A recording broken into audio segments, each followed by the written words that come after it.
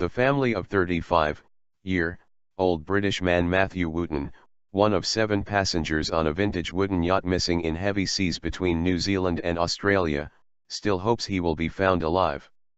Wootton, from Lancaster, was on board the Nina, a famous 85-year-old schooner sailing from the Bay of Islands, New Zealand, to Newcastle on the New South Wales mid-north coast. The yacht has not been heard from for 3 weeks, and New Zealand search and rescue services are scouring the area for any sign of the missing schooner or its crew. Wootton, a Green Party activist, had been traveling for about 3.5 years mostly in the Americas, and Australia was to be his last stop before heading home, his family said. Wootton's sister Lara told the Daily Mail her brother was very environmentally aware and traveled by boat or public transport when possible. He has been staying with local people in all the places he's been and is interested in learning about different cultures. Wootton was writing sporadically about his travels, and the last post on his blog, written last July while on board a freighter, was a piece about facing his fears of the ocean. Wootton's mother Susan said the family hoped the search for her son would continue, and criticized the Rescue Coordination Centre New Zealand, RCCNZ, which is running the search effort with help from the Australian Maritime Safety Authority. "We are on the internet every minute of the day trying to find some news," she said. "We just want the New Zealand Coast Guard to keep on looking for the boat. They've only searched 1/3 of the area they should be searching." Monday's search, building on the 500,000 square nautical miles already covered, concentrated on looking for a life raft in an area off the extreme northern tip of New Zealand. The search was due to be called off for the day at 6 p.m. local time, 7 a.m. BST, RCCNZ told Guardian Australia. Then overnight the search and the results of the search are re-evaluated, to make a decision on whether to continue the next day, an RCCNZ spokesman said. The boat left Opua, on the east coast of the Northland area of New Zealand on May 29 and the last reported sighting was on June 4. 10 days later RCCNZ initiated a search after concerns were raised by family and friends of the crew. "Our records show that conditions at the last known position for the vessel, on June 4, were very rough, with winds of 80 km/h, gusting to 110 km/h, and swells of up to 8 meters, Rescue Coordinator Kevin Banagan said.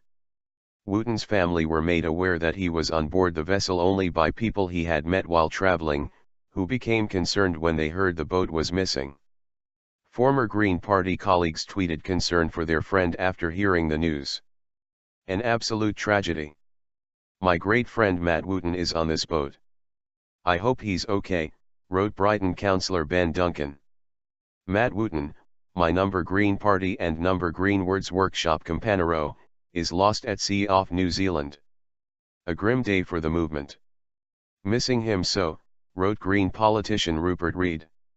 Wootton joined the Nina's crew in New Zealand, along with the boat's owners David Deitch, 58, his wife, Rosemary, 60, and their son, 17-year-old David, who was due to start college in the US after this trip.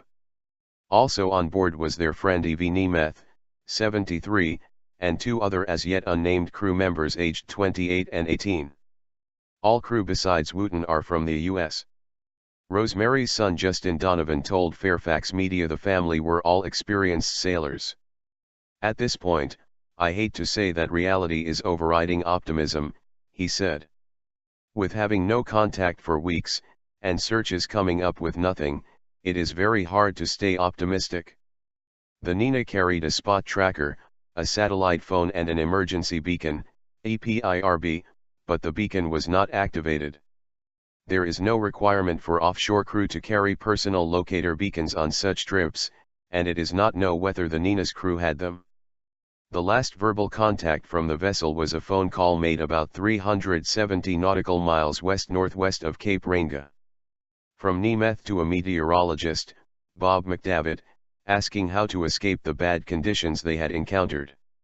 McDavitt told Guardian Australia he suggested to Nemeth the Nina should tweak their position to head south and then heave to, meaning hold their position to wait out the southerly storm and 8-meter seas, including 12-meter swells about 4 times an hour.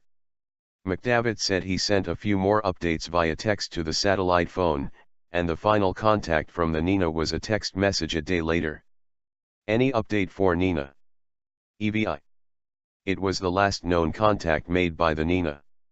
U.S. sailor Lauren Buchholz, currently in New Zealand, told Guardian Australia she had met and sailed with the Deitch family on the Nina through French Polynesia and Tonga 2 years ago, and believed they knew what they were doing. It definitely is a large, older boat and would not be the easiest thing to deal with short-handed, but that is why they always had crew on board, Buchholz said.